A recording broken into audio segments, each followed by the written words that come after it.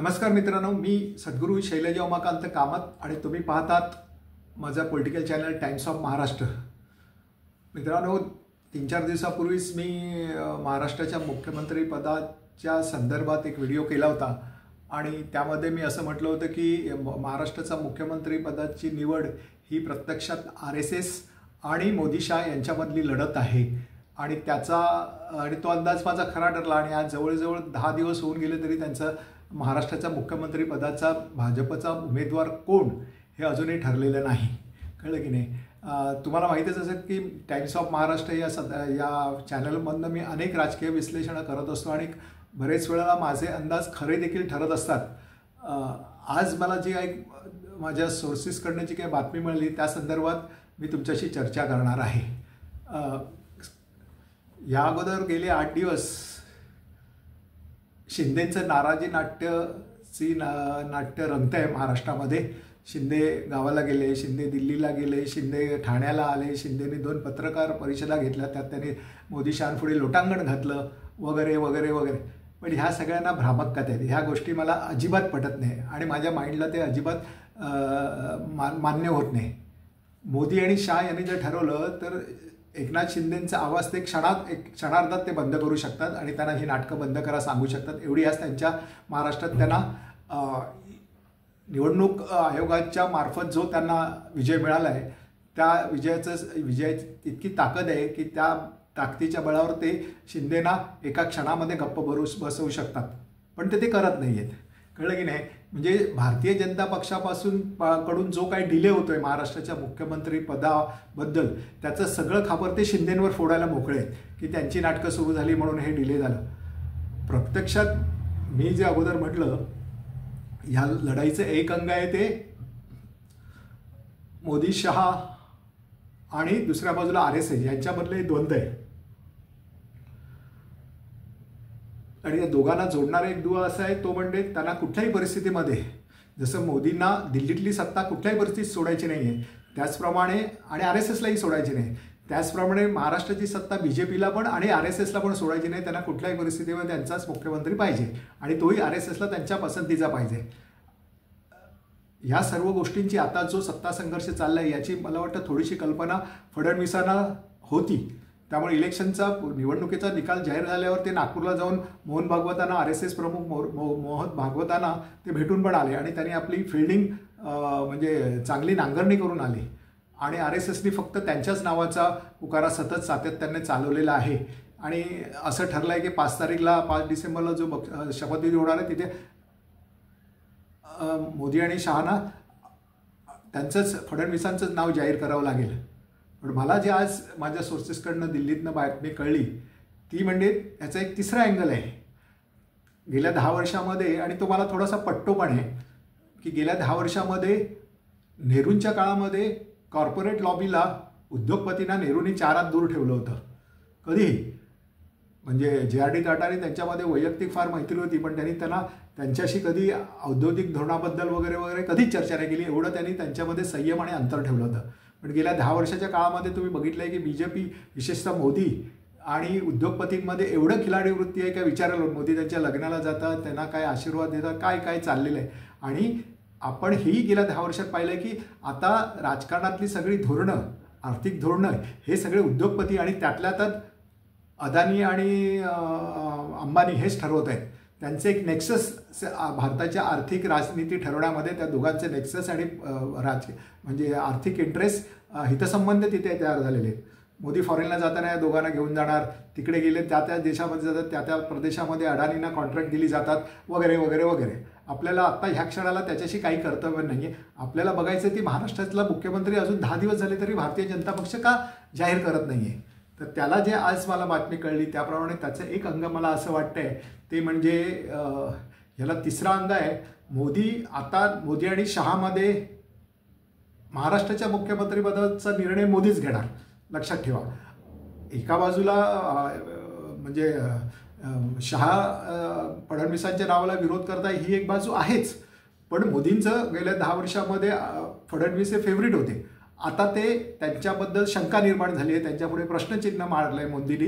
त्याची काही विशिष्ट कारणं आहेत आणि ती कारणं म्हणजे मी जसं म्हटलं की कॉर्पोरेट लॉबी जसं विशेषतः अदानी आणि अंबानीची जी आर्थिक धोरणं ठरवतात त्यात अदानींचा विशेषतः मुंबईच्या आर्थिक राजकारणामध्ये प्रचंड त्यांनी पाय पसरलेले आहेत, सगळीकडे आपलं साम्राज्य पसरवलेलं आहे.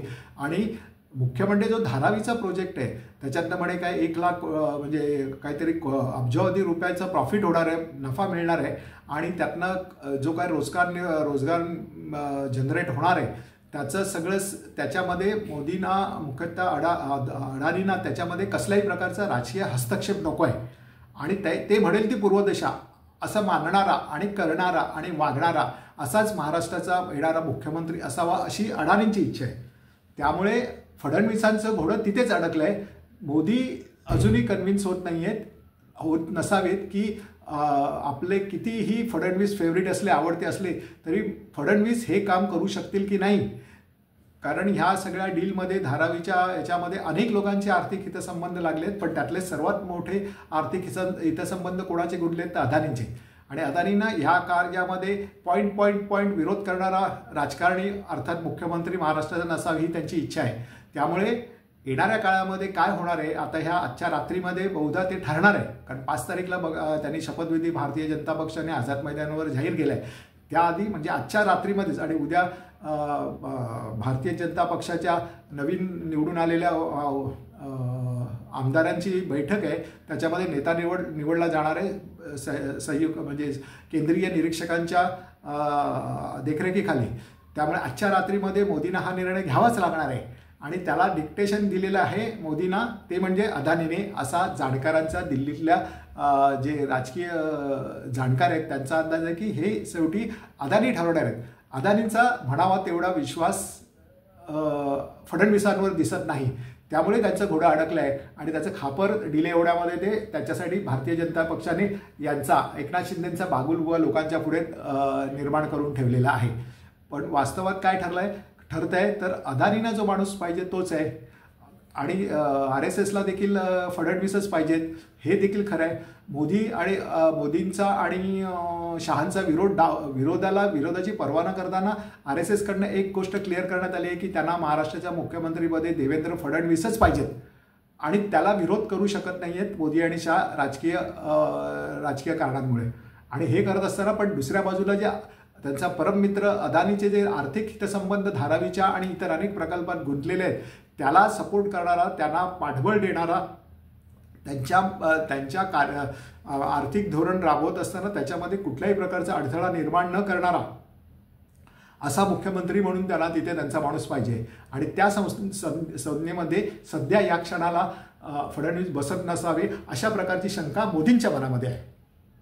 त्यामुळे त्यांनी राजस्थान आणि मध्य प्रदेशमध्ये जसं किंवा गुजरातमध्ये जसं अखंड मंत्रिमंडळ बाजूला केलं आणि एका नवख्या आमदाराला बसवलं त्याप्रमाणे ते राजेंद्र चव्हाण किंवा मोहोळ यांची जी नावं येत आहेत ती त्याच कारणामुळे. त्यामुळे ते तसा प्रयोग करतील, पण ते तसा प्रयोग करण्याचं धाडस मोदी RSSला डावलिन करतील की नाही याबद्दलची शंका आहेच, कळलं की नाही. त्यामुळे त्यांचं आत्ताच्या क्षणाला असं दिसतं की आजच्या रात्रीत ज्या महाबैठका म्हणजे ज्या काय होणार आहेत, दबावगट कार्यरत राहणार आहेत, तिथे पडद्यामागून सूत्र हलवणारा एकच व्यक्ती आहे, तो म्हणजे गौतम अदानी. अदानींना पाहिजे तोच महाराष्ट्राचा मुख्यमंत्री होणार आणि ते मोदी आणि अदानी मिळून ठरवणार असंच दिल्लीमधल्या राजकीय माहितीची जाण असणारे निरीक्षक किंवा विश्लेषकांचं मत आहे की ह्यांचा शेवटी हा जो अँगल आहे हा आजपर्यंत प्रकाशात येत नव्हता, लोकांच्या पुढ्यात येत नव्हता. आणि म्हणजे एकनाथ शिंदेना पुढे करून तो जो अँगल होता अदानींचा तो मागे सारला गेला होता, पण तो आता आजच्या रात्रीमध्ये ठरणार. मोदी ठरवणार, अदानी ठरवणार की त्यांना फडणवीस पाहिजे की आणखीन कोणाला एखाद्या माणसाला तिथे मुख्यमंत्रीपदावर महाराष्ट्राच्या बसवणार हे आजच्या रात्री नक्की ठरणार. कारण मोदींनी RSSला डावलून स्वतःच्या पसंतीचा, अदानींच्या पसंतीचा जर एखादा उमेदवार मुख्यमंत्री केला तर त्याची राजकीय किंमत येणाऱ्या काही महिन्यामध्ये मोदींना चुकती करावी लागणार आहे. म्हणजे त्यांना जो एक्झिट द्यायचा होता, ऑनरेबल एक्झिट मिळणार होता, त्याच्यामध्ये प्रचंड अडचणी निर्माण होण्याची शक्यता आहे. शिवाय दुसरे जे बसले आहेत शहा, ज्यांना परत मोदींनंतर गुजरातचाच पंतप्रधान हवा आहे, या सर्व मार्गामध्ये RSSचे बॉसेस तिकडनं अडचण निर्माण करू शकतील. एकंदरीत काय, महाराष्ट्राच्या जनतेचा आवाज या मतदानातनं बाहेर आलाच नाही. आवाज जो आता आहे, जे बहुमत मिळालं आहे, ते बहुमत बहुधा त्या 76 लाख मतांच्या जोरावर निवडणूक आयुक्ताने भाजपला भेट म्हणून दिलं आहे. आणि त्यानंतर या निवडणूक आयोगाच्या मेहरबानीमुळे त्यांना जो प्रचंड विजय मिळालेला आहे, त्या विजयानंतर येणारा मुख्यमंत्री हा महाराष्ट्राची जनता नाही ठरवत आहे. महाराष्ट्रातले आमदार नवीन निवडून आलेले नाही ठरवणार, ते ठरवत आहेत दिल्लीमध्ये बसलेले मोदी आणि अदानी. मित्रांनो, तुम्हाला माझ्या ह्या मताबद्दल कदाचित तुम्हाला हे पटणार नाही, त्यामुळे पटणार नाही हे मत. माझा अंदाज कदाचित खोटा पण ठरू शकतो, पण मला ज्या सोर्सेसने कळलं आहे त्यांनी सांगितलं आहे, आणि हा अँगल मला नक्की पटतो की या सर्व सत्ता संघर्षाला अदानींची एक आर्थिक पदर ह्याच्यामध्ये मला दिसतोय. त्यामुळे तुम्हाला जर माझं बोलणं आवडलं तर माझ्या या व्हिडिओला लाईक करा, शेअर करा, तो व्हायरल करा, आणि मुख्य म्हणजे माझा जो पॉलिटिकल चॅनल आहे टाइम्स ऑफ महाराष्ट्राला सबस्क्राईब करा. आणि तुमची जी काय मतं आहेत माझ्याबद्दलची, तुम्हाला पटलं तरी नाही पटलं तरी तुमची मतं माझ्या टाइम्स ऑफ इंडिया या चॅनलवर जरूर नोंदवा. मी आणखीन अशा प्रकारचे व्हिडिओ सतत घेऊन येणार आहेत. तोपर्यंत प्लीज टेक केअर.